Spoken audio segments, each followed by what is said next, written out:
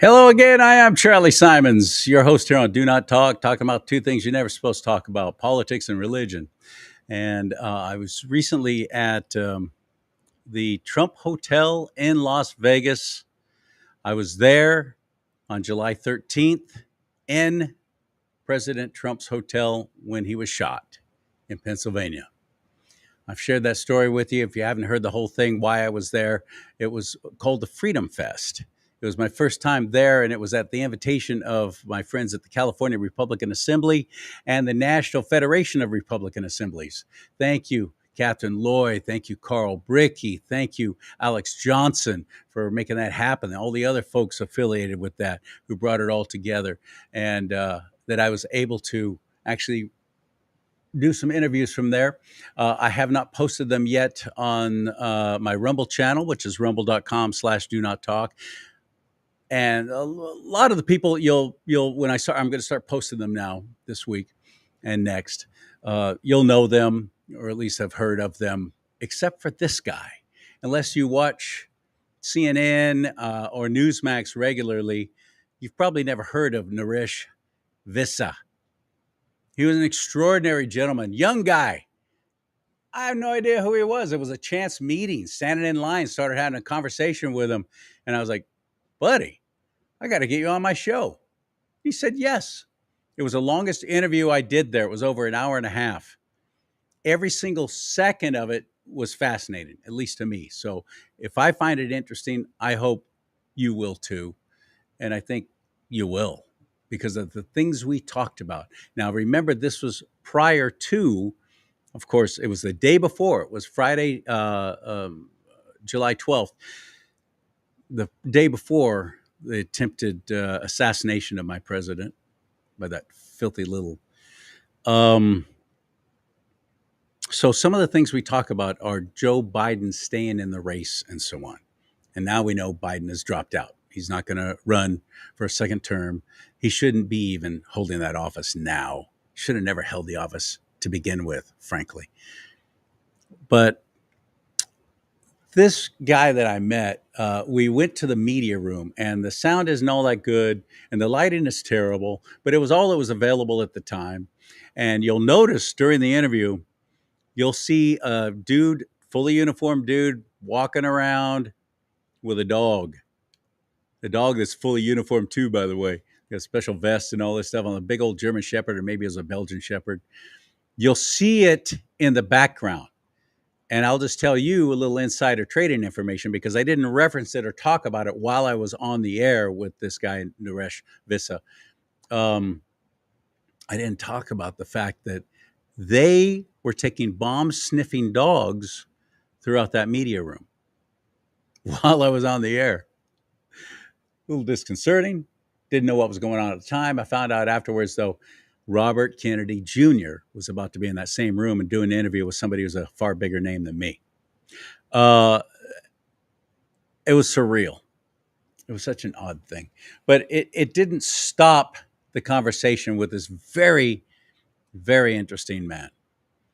And I hope that you will watch it. I hope you'll share it, like it, comment on it. That helps break the algorithms, especially on Rumble. If you can subscribe while you're there, please do subscribe to the channel. It doesn't cost you anything.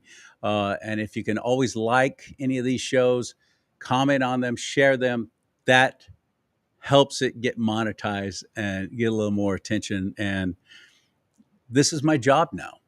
After being in the radio and television business my entire life, got into podcasting during the whole COVID shutdown when I lost my nice job with the Salem Media Group because they didn't have any money. They were in trouble.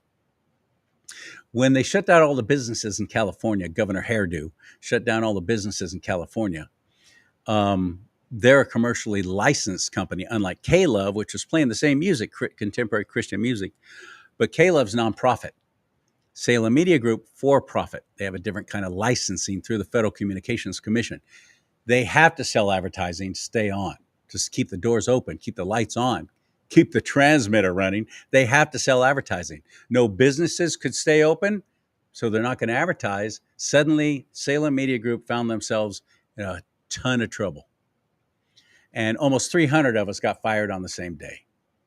Well, I'd already had so many people saying, Charlie, you should get into podcasting anyway. I'm like, well, why? There's already 10,000 people doing the same thing. They're not getting paid either. Why would I do one more thing that's not going to make me any money? But now I realize the value of it. I'm so happy to be part of the alternative media, as they're calling us now, because we're bringing you stories you're never going to see on the NBC Nightly News with Lester Holt. I try and do it. I'm a follower of Christ Jesus, so I try to keep the language out as best I can. Sometimes I slip and say things. That's why I have the cuss bell here. If I get so worked up, I'll hit the cuss bell instead of actually saying the word. That's my goal, at least. But I wanted to bring this show to you, this interview I did that when I went live on Facebook, I think only about 68 people watched it because they don't know who this guy is. So if you trust me, Charlie says this dude's interesting. I'm going to stick with it. I think he'll be happy you did. Naresh Vissa is on Do Not Talk. Next. Hit it.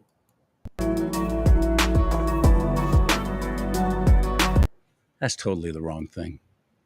Man, I miss my producer. Okay, let's try it one more time.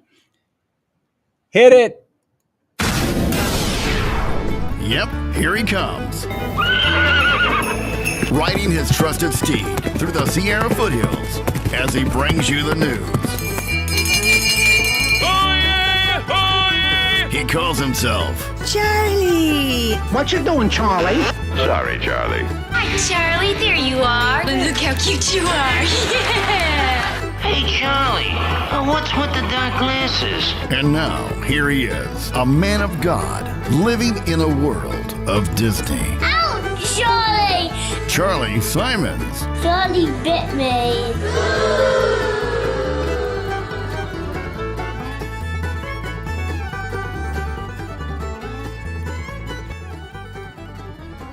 Charlie Simons here with Do Not Talk about two things you're never supposed to talk about, religion and politics. Naresh Vissa is with me here. You may have seen him on Newsmax. And you've been on One American News? Not One America, but CNN. I'm sure your listeners' favorite channel. I'm a reasoned voice there every once in a while. Newsmax. That's crazy because you're so conservative and they're having you on CNN. They actually, they loved me, at least the producers. There's been a lot of They seem to be trying to get a little bit more fair in their reporting, but that's maybe because they're right on the verge of losing everything. Yeah, well, it was difficult for them to find a right-wing voice. And when they found me, the producers just started hitting me up every couple of months. Hey, we need you to record something, submit it. We need you in 2 hours, 3 hours.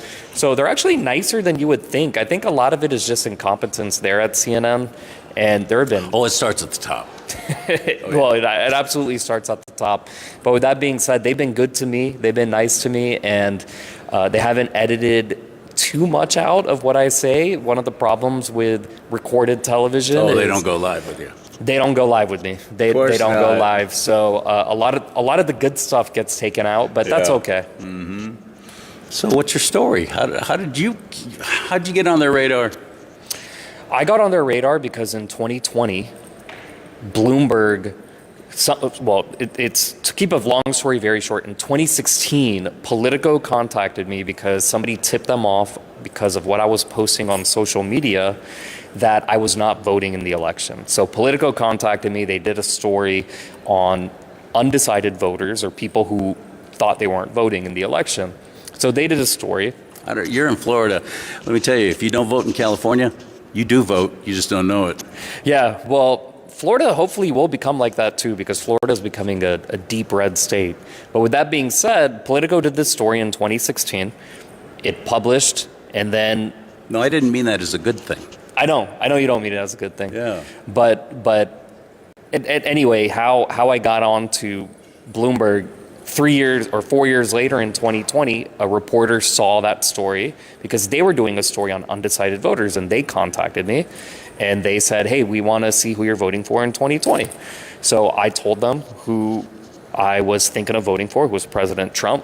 That aired, or that story was published in like 19 different syndicated outlets.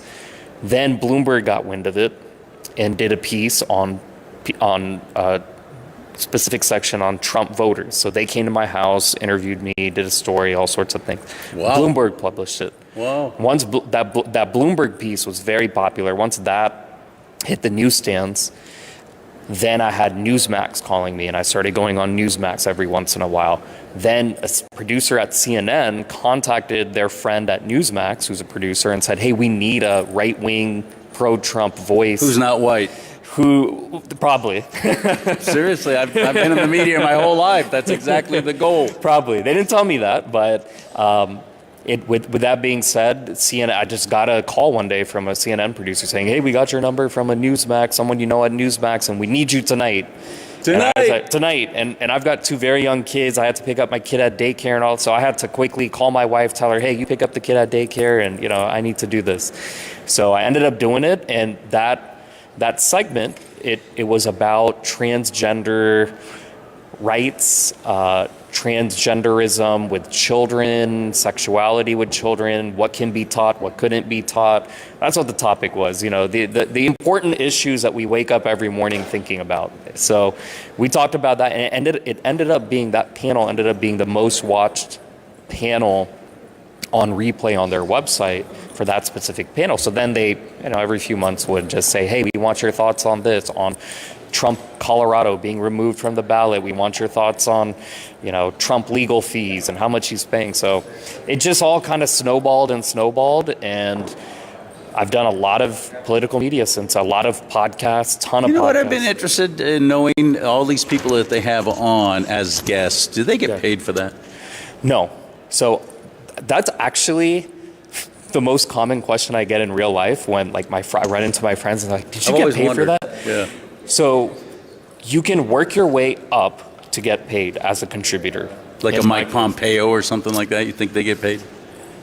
It depends. So you have people on staff. If they say CNN contributor, that means you are paid. If you are just a guest, if you're just a Mike Pompeo coming on to talk about, then you're not paid. But I will say, there are paid opportunities that come from the appearance with CNN. So, for example... Yeah, that carries some weight. So, for example, a political consulting company contacted me after they saw me on one of these hits, and they said, hey, we want you to be a part of this 2-hour consulting session. So I said, okay, yeah, sure. So it was not even a panel. They were just asking me questions about how I interpret it. It was almost like a political case interview where they'd show me something from the Constitution and be like, how do you interpret this? And what do you think about this idea that we have? Some of these places are think tanks. Some of them are like panels. Some of them are focus groups. And they'll pay you as much as $300 an hour just to do these. So I've gotten several of those. So you don't get paid directly from the CNN. And I'll say this, CNN is owned by Warner Brothers Discovery. My background's in finance and investing. They're owned by Warner Brothers Discovery. If you look up that stock price, that stock ticker, WBD, they're struggling like crazy. CNN just announced more layoffs a few days ago. They've been laying off people left and right. That's why you see all these young women who are now taking over CNN, because part of it is DEI, part of it is... They work for next to nothing. There you go. They work... College kids, just hungry for anything. You can pay Don Lemon $6 million, $7 million a year, or pay this young woman... to read a script. $150,000. She's not writing the stories. There you go. So it's being written for them. We'll see if it works. Look, I wish them the best. They've been around forever. I don't agree with what they report, but they need to make money at the end of the day. And if peddling fake news it's crazy because right now it's all Biden needs to step down. Biden is not healthy. Well, they got the marching orders. They got the DNC marching orders. They did. Obama says take down Biden. Okay, let's attack. Well, we'll see how the ratings turn out, because at the end of the day, this is where Roger Ailes with Fox News was 100% right. He said, we're not in the truth-telling business. We're not in the journalism business. We are in the ratings business. And we'll see how all this turns out with CNN. Were you born here in the U.S.? I was born and raised here in the United States. I'm the children of immigrants from India. Have you been back there? You have family there? Absolutely. What's it like? I've always wondered. I go back pre-pandemic, I went every Seriously, year. what was that movie about the game show thing? Slumdog Millionaire. That's about as much experience as I have and knowledge of India. Yeah, well, India is, when I used to go in the 90s, it was what we would call third world. It was literally, you would boil water on a pot. So you could drink it. Not just drink it, to shower. Because there was no running hot water. And if you got running hot water, it would last solid maybe 3 or 4 minutes. You had to turn on a button, warm it, then you could go mix it with the cold water.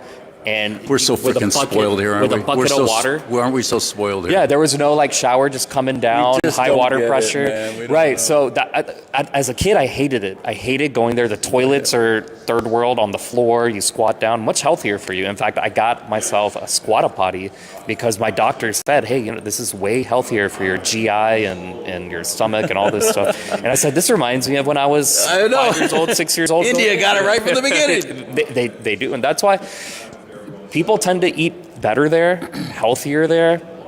They walk around a lot there. Well, you got more local farmers than here, where it's all become so corporate. So you don't get the hormones, you don't get all the antibiotics and all the GMO crap now.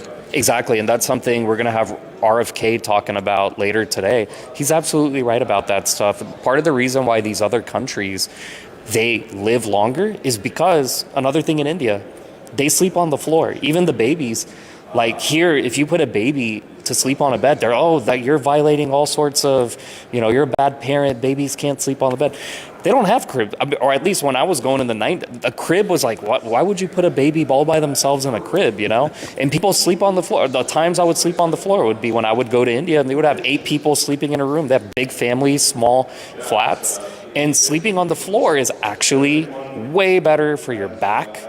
It straightens out your back. All these back problems that people are having here in the United States, it's because we're sitting on a nice squishy mattress, swivel chairs, you name it. There, everything is old. They eat, like I said, they eat better. They do more outdoor stuff. And curry rocks. Love curry. It's good, especially Penang. And that's Asian. That's Thai. That's Thai. But the most popular curry is butter chicken. Now I'm vegetarian. Love it. Butter chicken is. You can get a vegetarian version of the curry part of it and solid food. And like I said, people who come here to the U.S., even people from India, they'll put on weight and they'll be like, I'm eating the same food that I eat back there. I'm eating the same diet. And they'll put on... Because of the injections, the antibiotics, and the hormones. They'll be eating... They might eat rice and curry in India every day. They come here, they eat rice and curry, and they're putting on 10 pounds, 15 pounds. And then they go back to India, and they're literally eating the same diet. And that just goes to show the problems that we have within this country with big corporations, big pharma. They're all in bed with each other. When you have Tyson Foods, Hormel Foods, in bed with Walmart. I mean, all they want to do is sell. It doesn't matter because they know whatever they're putting into the foods, it's almost addictive. And look, I'm guilty of this too. And what can you do? I met people here at this conference who say, I've gone off the grid. I grow my own rice and I raise my own chickens and I raise my own cows. And if you have the wherewithal and the resources to do it, don't hold back, man. Because there's coming a time where it's all going to be controlled. If I don't know if you're a Christian or a follower of Christ Jesus, I am. I'm a follower of God, and you and I believe in the same God. I have a realistic view. All you got to do is read the book of Revelation to get an idea of what's coming. And you do want to be prepared. You do want to be ready. As Jesus himself told the story about the bridesmaids who were waiting, and they kept their lamps full of oil. And the ones who ran to the market because they hadn't taken advantage or they hadn't planned in advance were left behind.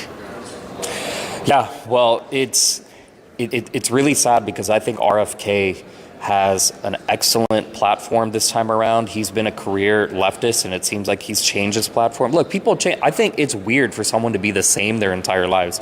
I voted for Obama in 2008, just like most people my age did. And it's good to change. It's good to, hey, what the heck was I thinking 20 years ago? It's good to come to that light. Right. And in the case of RFK, from the medications that were being prescribed by our doctors, to vaccines that we're taking as adults, that our children are taking, to the food that we're consuming, he is calling out the system from the ground up and from the top down. No other politician is doing that because they're owned by the system. Who's funding their nice dinners? Who's funding the signs and the social media posts and advertisements? It's them. It's Big Pharma. It's Pfizer. They're the ones who are funding it. And look, Republicans are at fault here as well because... Preach it. Bring it. I was just going to say, my own fellow Republicans, as long as they get invited to the right parties, they'll continue to shut up about important things. Well, look, even President Trump. I'm likely going to be voting for President Trump or RFK. We'll see. We're going to find out very soon who President Trump's vice president is. That's pretty important to me. But even President Trump in 2020, he had this meeting with Pfizer in summer of 2020 at the peak of the pandemic. And I'm thinking to myself, why is he meeting with Pfizer? That's not very drain the swampish of him. And then Swampish. 4 months later, they're out with the Pfizer vaccine and commercials everywhere on TV, and Trump says Operation Warp Speed is going to save this country and he's responsible for this jab, and the government spent all this money on Operation Warp Speed. Brother, I got to tell you, that's one of my biggest frustrations is that he's not come out and said, you know what, I was wrong. There. Should have fired Fauci, should not have really promoted this. It was a mistake. But I don't believe he'll ever say that or ever do that. Well, here's where I'm a little mixed because his first term, it was exciting. Oh, we got a new guy in there, no political experience. He's going to drain the swamp. He's not your average politician. And there were some issues like draining the swamp, ending the deep state. Nothing was ended. Those same departments, from the Department of Education to the FBI to the CIA to the Department of Energy to... Right. They're all still there. Bigger than ever. More money being spent on those departments more than ever before. It didn't happen. So I was disappointed with that. The second thing is every election since I can remember, and the first election I remember was 1996. Every election that I can remember, there before the election, people talking about fraud, people talking about, I guess I'm not allowed to say illegal, but undocumented voting. Do. They're illegal aliens. I don't even use immigrant anymore. It's an illegal alien is what they are. They're here illegally. They don't live in this nation. They're illegal aliens. They're illegal aliens. But every election, is there going to be fraud? Are illegals going to vote? And I've been saying, why don't we fix this problem? It's so easy to fix. So do I. Single day, election day fellow voting. Elected representatives are not even talking about it. It has to be done. Single day voting, English only, Paper ballot. paper ballots, and voter ID. And who's counting the votes? That's important too, of course. Who's counting the votes, voter ID, and a second form. In these caucuses, if you go to the Iowa caucus, for example, you need 2 forms of ID. Just a simple driver's license won't do. If you can take a water bill, you can take an electricity bill. You need to show... Prove you live there. Prove you live there.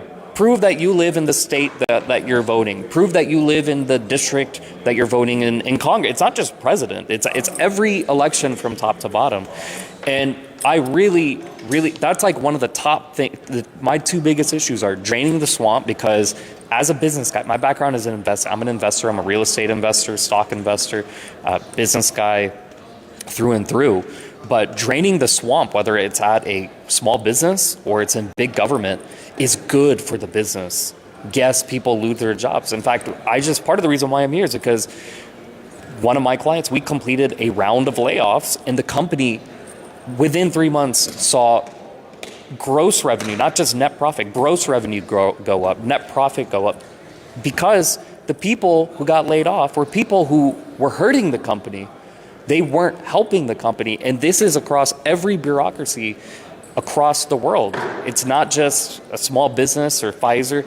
It's across everywhere. And so we need to drain the swamp in DC, get these unelected officials out of there who don't do anything outside of spending money and causing problems, keep the A-teamers there, shut down departments that are drains, that hurt us, that that don't help us, that hurt us, merge departments, because the most common misconception is, how can you shut down the FBI? We need the FBI. You're not shutting down what the FBI does. Those agents still have jobs. You transfer them to the U.S. Marshals, to the Financial Protection, the CFPB, to the Department of Treasury. They're still doing their jobs. The Child Crimes Unit, the cyber. It should be a state thing anyway. So every single one of these things, if states decide they want to do that, go ahead and do that. Otherwise, though, this is not the federal government's job. Well, I'm a 10th Amendment absolutist. The 10th Amendment is all about states' rights, and anything that's not covered by the Constitution, the Constitution covers our federal rights, and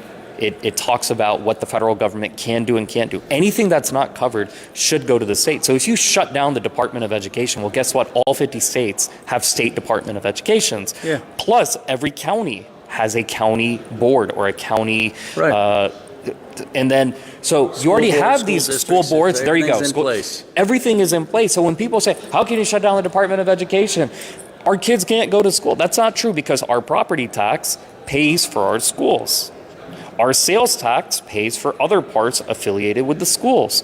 So when people they just aren't educated, they just hear, oh, the EPA is going to get shut down. Oh, well, we're going to become a third world India. Drinking dirty water and breathing dirty air. And it's every county. And I visited my local county's water department, and I took a tour and saw how the county has it, the state has it. Yeah. So the federal government, there are so many layers of the federal government that are completely unnecessary, and what is necessary can just go down to the state and say, hey, we're going to add these responsibilities. Our rule book, the U.S. Constitution, plainly spells all this out. So all of this that's going on is directly against our own Constitution. It's against our Constitution, and the myth is, oh, well, civil servants can't get fired.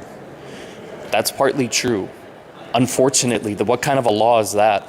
If you're not allowed to, as a business owner myself, if I'm not allowed to fire somebody, I now work for the people who work for me. They don't work for me. I work for them. Well, it's the Congress that can defund the whole damn thing. Well, here's how it would happen. First is Trump has to. You're not going to get fired, but you're also not going to get paid. But here's how we can do it. First thing is, it has to be Republican across. So the Supreme Court, we don't need to worry. And the Supreme Court is important. Because Thank God. Thank you, President Trump, for that. Because there are going to be legal challenges. But Congress has to be Republican. If even Congress could get supermajority, if the Republicans can get 60 seats, if the House can get a supermajority, that would help a lot too, because you never know if you're going to have a Republican senator from Maryland who's going to go, who's consistent. And we have such a thin majority exactly. Right now. So it's important that the Republicans have Congress, Trump is there, and then you can start shutting down departments, merging departments, firing bureaucrats. There are going to be lawsuits. There are absolutely going to be and there should be lawsuits, because what we should want is for this to go to the Supreme Court, and the Supreme Court to interpret the Constitution and to say this is allowed, so that in the future, if somebody tries to overturn this, or if this needs to happen again in the future, we have that Supreme Court case precedent. So this can happen. This is a really important issue to me, because it saves our deficit. It will lower our deficit. It will save on our debt. We can pay off once Trump starts drilling, fracking, burning coal again. That's going to jumpstart the economy. The goal here is to bring down that deficit and that debt as much as possible. But going back to the election day voting, it's got to be single day, paper ballot, English only, 2 forms of ID. Your primary ID, it could be a passport, it could be a driver's license. And a power bill. Second form of ID, power bill, TV bill, internet bill, you name it, showing the proof of address. Yeah. To me, that will end. January 6th will never happen again. By the way, you need all those things in California now, too. Oh, really? However, unless you claim to be homeless. And if you claim to be homeless, You don't have an address. and you don't have to prove anything. All you have to say is, well, I'm homeless. Oh, okay. Here you go. Oh, no, by the way, you want to register to vote while you're here? Homeless person without an address. I'm not kidding. And that's how a lot of these illegals are voting. Well, that's the next most important topic to me. It's draining the swamp, fixing some type of federal election bill to so that we never have to fight over this ever again. Both sides, never, because both sides are guilty of this. Yes. The Democrats did this with Bush in 2000, and there was actually some merit in 2000. But again, we would never be in this problem if we had simple election voting laws. We need to pass it. It needs to be done. And then the third thing, the illegals. This is again, Trump did a good job, and then Biden reversed it, and we're back worse, in a worse far place worse than ever. than ever before. In our entire and so, history. Again, there are certain things we can do where it goes to the Supreme Court, and hopefully the Supreme Court interprets the Constitution in a conservative manner. And this is how you do it. You stop funding sanctuary cities, because then if the cities are the places like LA, or I don't know where you're from, San Francisco, they can't afford, if the government keeps sending them money, they're going to say, okay, yeah, keep coming in. Now, if you stop the funding, they're going to say, no, we don't want you. We have no money to give you. Stop incentivizing these sanctuary cities. Stop funding the countries. Stop funding Mexico and Honduras and Guatemala and Ukraine. Preach and yes, it. even Israel. I'm very pro-Israel, but you don't need, especially when we're in a high inflationary environment with close to $40 trillion in debt. Deficit isn't too far behind. Why on earth would we be, if you're a man of the house struggling to feed your family, why would you start giving money away to charity? You need to take care of your kids, your wife, your family first. If you take away all the printing of the fake monopoly money here in the U.S. By the Treasury Department, Israel is far outshining the United States of America financially. So I'm sorry, why are we sending them how much per year? And by the way, like I said, Military, okay, fine. We'll help you, we'll support you, but why are we sending just giving them so Israel much, has, not just Israel, all these other nations and more. Israel has one of the top 5 militaries in the world. Right. It's mandatory service to the IDF. 2 years. And look, everybody has to serve for 2 years. Everybody has to do it. And look, I am pro-Israel. And if I was in Israel's shoe, if I was in their shoes, I would say, sure, we'll take your free money. Heck yeah, we'll take your free money. So I don't blame, this is not a blaming on Israel. Right. And it's not even, this is not a topic about, it's about Ukraine. It's about the sanctuary country, sorry, not sanctuary countries, but the countries that are sending us not their best people, as Trump puts it. No. We're sending money to Honduras. We're sending money to Venezuela. They're emptying out their prisons and their insane asylums and putting them on buses and taking them right to the border. There's your non-government organization over there. There's your NGO. They'll give you a whole bunch of free stuff and then walk that way. And don't come back, because if you do, it'll be worse for you. This is happening. This is reality. I know people at the border seeing this going on. And there's a myth to that. Most of the people coming from the border are coming from Mexico or Honduras or one. India is sending the third most number of undocumented people, and they now have businesses built around, hey, we can help you get to America, and you'll get your free health care and your free welfare and your free rent and housing and all this stuff. We can help you do it, and they'll hook you up with the networks and get you the plane. You pay them a fee, and they'll send you through their networks. So India has its own cartel then. Well, it's a money-making up. That's how the Central and South Americans are getting across the border. They're having to pay the cartels. It's not. It's you have the Chinese Communist Party doing this. North Koreans doing this. You have. This is not isolated. It's insane. And as an Indian American, we don't want people like this coming.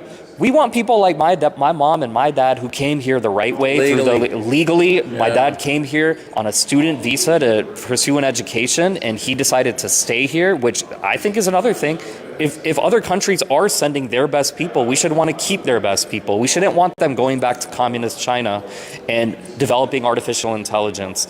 We should not want that. We should want the best of the best coming here. That's my belief. And so that's how every other country operates, by the way. Well, they have to, because historically most people wanted to come to the United States. If you're a very smart, educated person, you say, I want to go live in the United States. From the standard of living to the quality of life is just way better than many of the, let's say India, for example.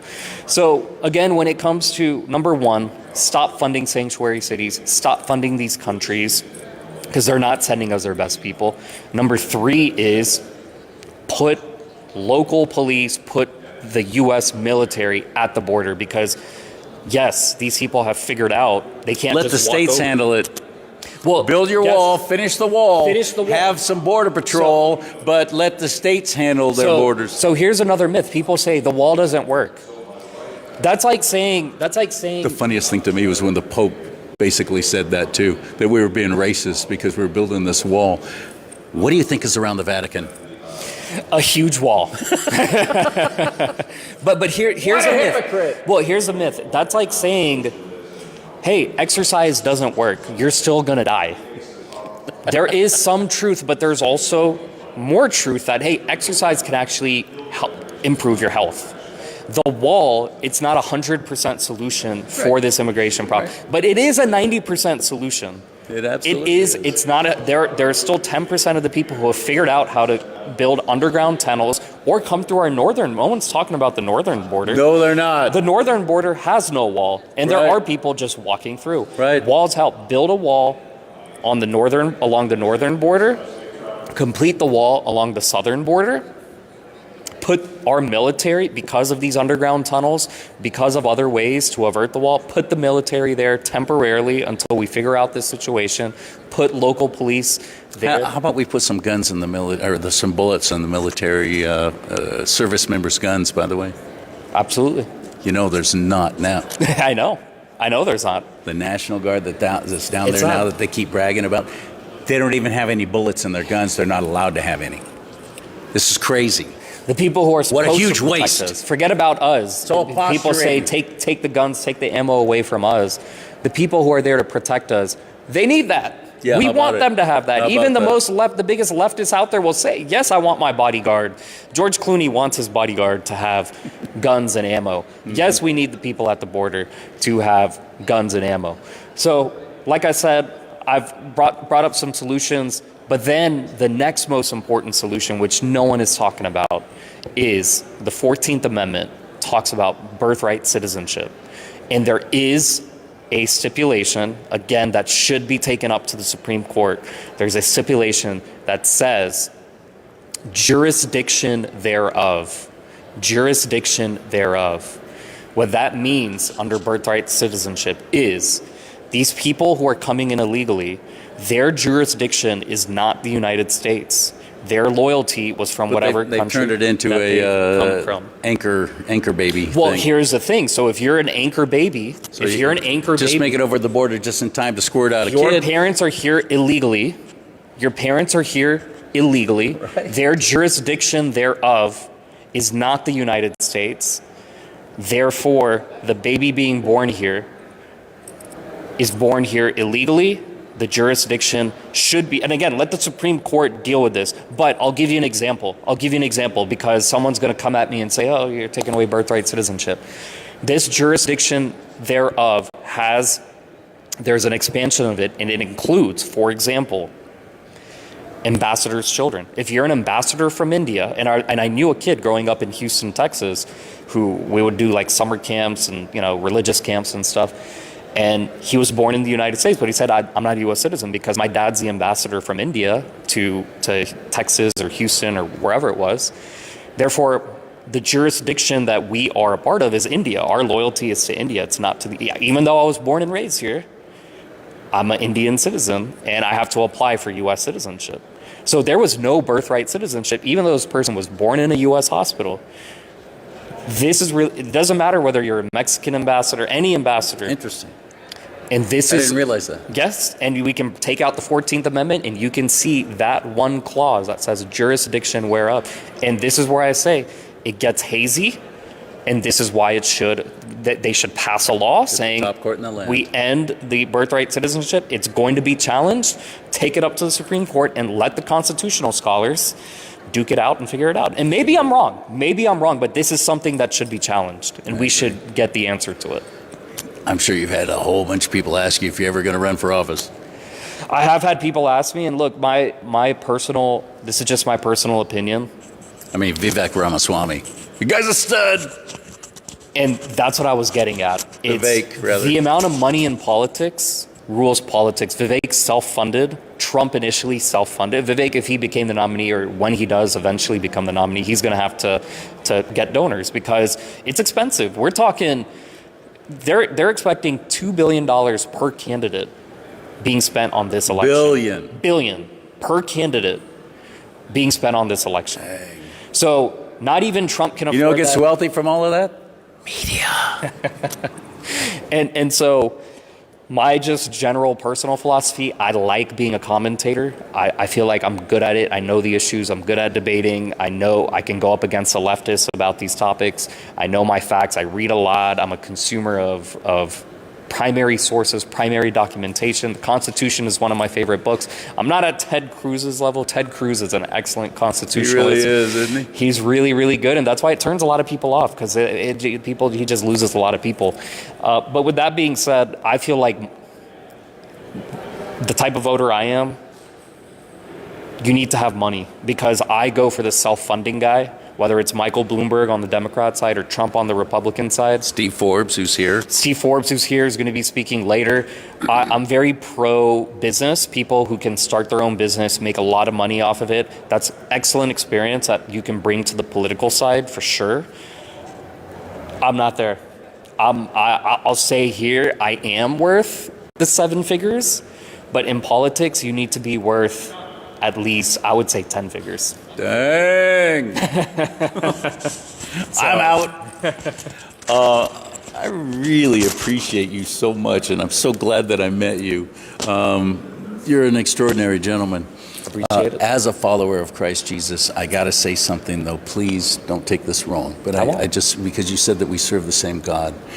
But depending on what kind of weight you give to Jesus, even if he's just a good man or a prophet, to me, he's my Savior. He's my Lord and Savior. And he said that no one comes to the Father except through him. So I just want to say that. But I really respect you. I really, I'm so glad I met you. Well, I will got say, an amazing mind, that's for sure. Yeah, well, I will say, a lot of what I said is libertarian, and the libertarian philosophy is not necessarily to take religion out of politics, and I don't believe in it, because it's the religion that holds our society together. Not one specific religion, but just the values and the principles. And look, there are some religions out there that don't preach the greatest things. I think we're denominations. There are some denominations, Yeah. and I don't believe in denominations. So with that being said, though, when it comes to Jesus Christ, you believe Jesus is the Son of God. Whereas in my religion, we greatly respect Jesus Christ. We greatly respect other sons of gods in other religions, from Muhammad to Moses to you name it, to, of course, Yahweh. We have a great, but we believe that Jesus is a son of God, and that there are many different sons of God. So that's one primary difference. But with that being said, many of the principles, many of the core tenets, there is almost 100% overlap. Not 100%, but there is a huge, huge overlap. And that's why I'm very pro. I'm a religious man. And when I was in college, I would go to church with my Christian friends. I would go to synagogues with my Jew, because I believe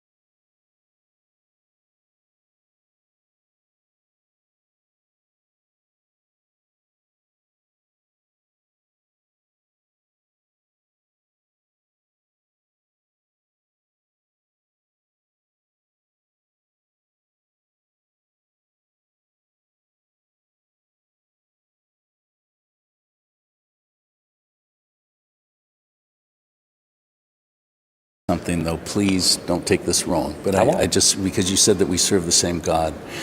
But depending on what kind of weight you give to Jesus, even if he's just a good man or a prophet, to me, he's my Savior. He's my Lord and Savior. And he said that no one comes to the Father except through him. So I just want to say that. But I really respect you. I really, I'm so glad I met you. Well, I will Got say, an amazing because- mind, that's for sure. Yeah, well, I will say a lot of what I said is libertarian, and the libertarian philosophy is not necessarily to take religion out of politics, and I don't believe in it because it's the religion that holds our society together, not one specific religion, but just the values and the principles. And look, there are some religions out there that don't preach the greatest things. I think we're Denominations. There are some denominations, and I don't believe in denominations. so with that being said, though, when it comes to Jesus Christ, you believe Jesus is the Son of God. Whereas in my religion, we greatly respect Jesus Christ. We greatly respect other sons of gods in other religions, from Muhammad to Moses to you name it, to, of course, Yahweh.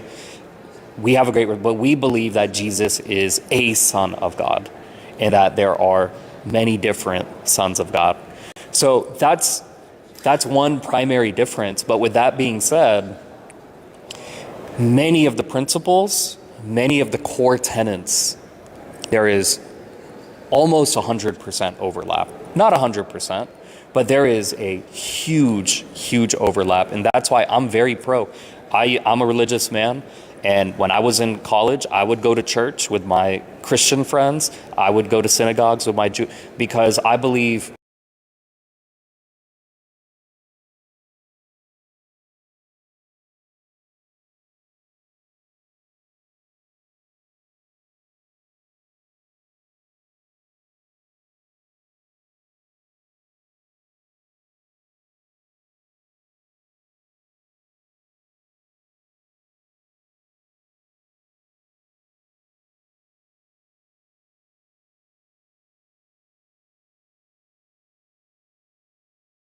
a lot of what I said is liberal.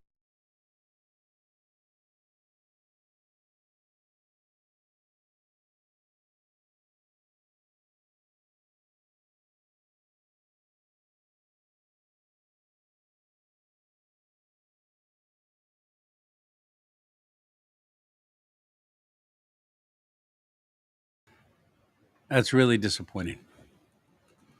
I'm sorry. I can't explain to you why that happened. Um,